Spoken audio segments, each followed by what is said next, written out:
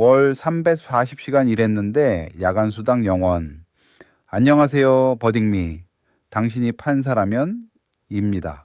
오늘 들고 온 이야기 사실 여러분 주변에서도 충분히 일어날 수 있는 일이에요.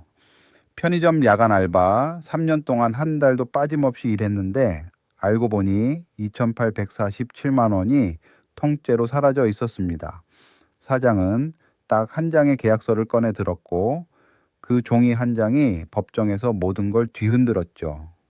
여러분, 서명 한 번 잘못하면 3년치 수당이 날아갈 수도 있다는 거 알고 계셨나요?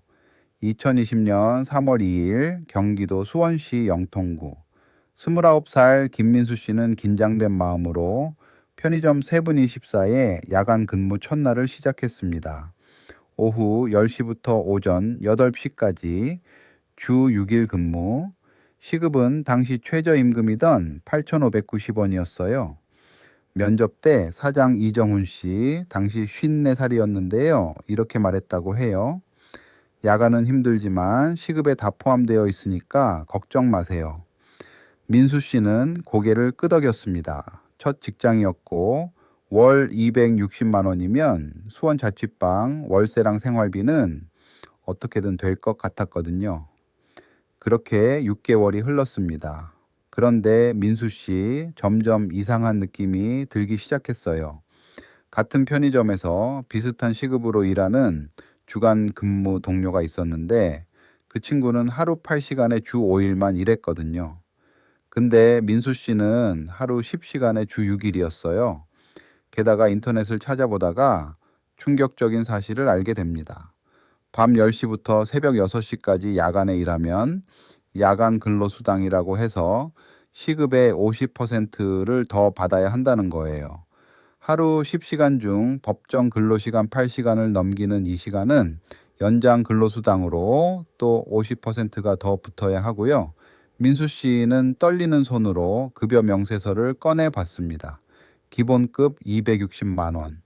딱 그게 전부였어요. 야간 근로수당, 연장 근로수당, 항목 자체가 아예 없었습니다. 2020년 9월 15일 민수 씨는 결국 사장실 문을 두드렸어요. 사장님, 야간 수당이 따로 나와야 하는 거 아닌가요? 그러자 이정훈 씨 서랍에서 근로계약서 한 장을 꺼냈습니다. 여기 봐요. 포괄임금제라고 써 있잖아요. 시급에 다 포함된 거예요. 민수 씨는 그 자리에서 계약서를 다시 들여다봤어요. 하단에 작은 글씨로 이런 문구가 있었습니다. 본 임금은 제수당을 포함한 포괄임금이다. 민수 씨 그 계약서에 자필 서명을 했던 사람이었어요. 그는 아무 말도 할 수 없었습니다. 그렇게 또 2년이 넘게 흘렀어요.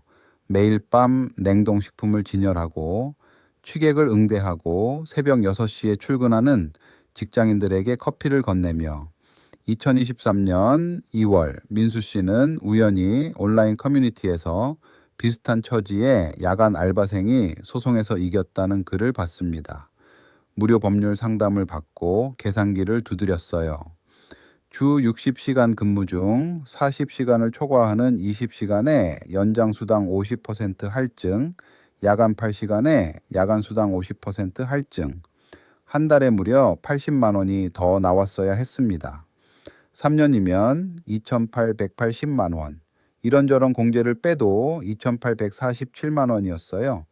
2023년 4월 5일 민수 씨는 수원지방법원에 소장을 제출했습니다. 청구 금액 2,847만 원. 그날 그의 통장 장원은 43만 원이었습니다. 자, 이 사건의 핵심은 바로 이겁니다. 포괄임금제가 과연 유효하냐는 거예요. 포괄임금제란 쉽게 말하면 야근 수당이든 야간 수당이든 다 합쳐서 이 금액 드릴게요 하고 미리 한꺼번에 정해버리는 임금 방식이에요. 자유롭게 들리죠? 그런데 이 제도가 합법으로 인정받으려면 조건이 있어요. 기본급이 얼마고 그 안에 어떤 수당이 얼마나 포함되어 있는지 명확하게 구분이 되어야 하고 근로자가 그 내용을 충분히 이해하고 동의해야 한다는 겁니다. 왜 이게 중요하냐고요? 여러분, 주변에 야간 알바, 교대 근무하시는 분들 정말 많잖아요. 계약서에 포괄임금제라는 단어 하나가 적혀 있다고 해서 모든 수당이 사라지는 게 맞는 일인지 이 사건이 바로 그 기준을 정면으로 물어보고 있습니다. 그럼 양측 이야기를 들어볼게요. 먼저 민수 씨 입장입니다. 계약서에 포괄임금제라는 말이 있었던 건 맞아요. 근데 저는 그게 뭔지 설명을 단 한 번도 들은 적이 없어요. 어떤 수당이 얼마나 포함된 건지 아무것도 몰랐습니다. 급여 명세서에도 기본급 260만 원, 그게 전부였고요. 그리고 제 실제 근무 시간에 야간 연장 할증을 정직하게 계산하면 최저임금조차 안 됩니다. 서명은 했지만 저는 내 권리를 포기하겠다고 서명한 게 아니에요. 이정훈 사장 측 주장도 들어볼게요. 계약서에 포괄임금제가 명시되어 있고 원고가 직접 서명했습니다. 포괄임금제는 대법원도 인정한 합법적인 임금 방식이에요. 3년 동안 한 번도 문제 제기 안 하다가 퇴사하고 나서 갑자기 소송을 걸어온 거잖아요. 편의점은 마진이 너무 적어요. 인건비를 더 주면 장사를 접을 수밖에 없습니다. 업계 전체가 이렇게 돌아가고 있어요. 여러분은 어느 쪽 손을 들어주시겠습니까? 서명한 계약서는 효력이 있다 아니면 내용도 모르고 한 서명은 진짜 동의가 아니다. 어떻게 생각하세요? 지금 버딩미 블로그에서 직접 투표해 보실 수 있습니다. 원고 민수 씨의 손을 들어주실 건지 피고 이정훈 사장의 손을 들어주실 건지 눌러보세요. 투표를 마치시면 실제 판결 결과가 공개됩니다. 과연 재판부는 어떤 결정을 내렸을까요? 계약서 한 장이 2,847만 원을 지켜냈을까요? 아니면 날려버렸을까요?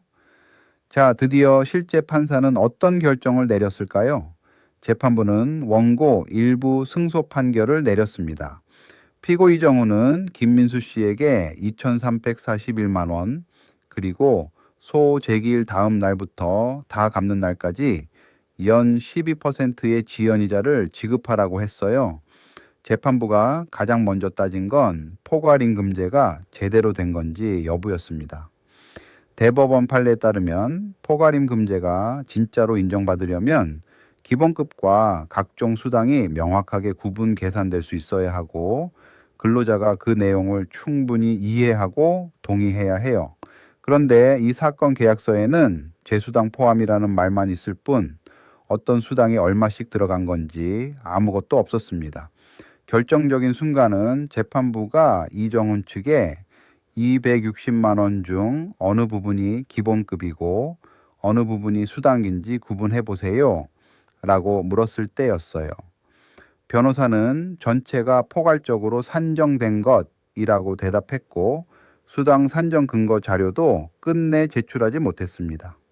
재판부는 이건 진짜 포괄임금제가 아니라 그냥 최저임금 수준의 고정급여를 지급한 것에 불과하다고 봤어요.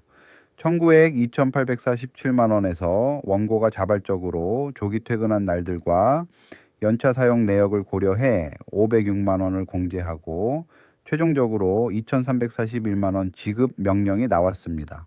이정훈 사장이 업계 다 이렇게 해요 라고 했을 때 판사가 한 말 기억하시나요?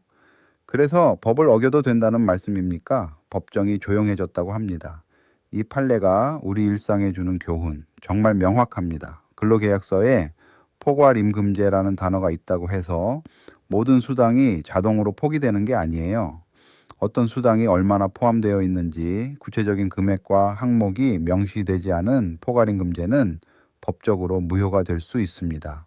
그러니 계약서 쓸 때 반드시 확인하세요. 이 안에 야간 수당 얼마, 연장 수당 얼마가 포함된 건가요? 이렇게 딱 한 번만 물어봐도 됩니다. 그리고 급여 명세서 꼭 챙겨두세요.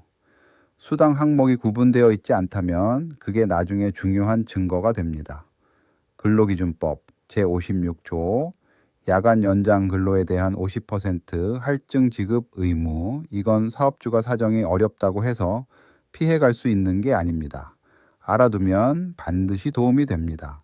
당신이라면 어떤 판결을 내리셨을까요? 계약서에 서명한 이상 책임은 서명한 사람에게 있다고 보셨나요? 아니면 내용을 모르고 한 서명은 진정한 동의가 아니라고 보셨나요? 버딩미 블로그에 여러분의 생각을 남겨주세요. 이 에피소드가 유익하셨다면 주변 분들께도 공유해 주시고 채널 구독도 잊지 말아 주세요. 저희는 다음 판례에서 다시 만나요.